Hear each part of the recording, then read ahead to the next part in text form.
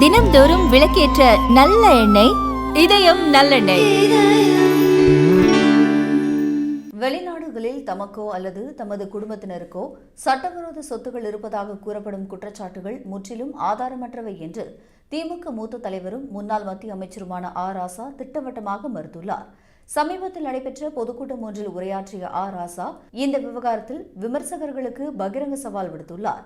தமது குடும்பத்தின் பெயரில் வெளிநாட்டில் $1 கூட மறைத்து வைக்கப்படவில்லை என்றும் இந்த ஜோடிக்கப்பட்ட குற்றச்சாட்டுகளை யாராவது நிரூபித்தால் தாம் உடனடியாக சிறைக்கு செல்ல தயாராக இருப்பதாகவும் அவர் ஆவேசமாக தெரிவித்தார். டெல்லி நீதிமன்றத்தால் 2G அலைக்கற்றை வழக்கில் தாம் நிரபராதி என விடுவிக்கப்பட்டதை சுட்டிக்காட்டி இதை பேசினார்.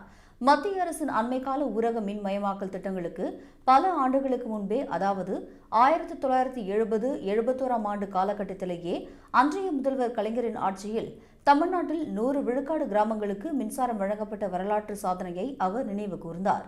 இறுதியாக காவிரி மற்றும் மேகதாட்டு போன்ற மாநிலங்களுக்கு இடையேயான நீர் பகிர்வு பிரச்சினைகளை முன்னாள் தலைவர்களான காமராஜர், எம்ஜிஆர், கருணாநிதி ஆகியோர் கையாண்ட பரஸ்பர மரியாதை மற்றும் இணக்கமான சூழலை பின்பற்றி அரசியல் தலைவர்கள் தீர்க்க வேண்டும் என்று அவர் கேட்டுக்கொண்டார். சுயமரியாதை, மொழிப்பற்று மற்றும் சமூக நீதி ஆகிய கொள்கைகளே தமிழ்நாட்டின் எதிர்காலத்தை என்றும் வழிநடத்தும் என ராசா தனது உரையில் தெரிவித்தார்.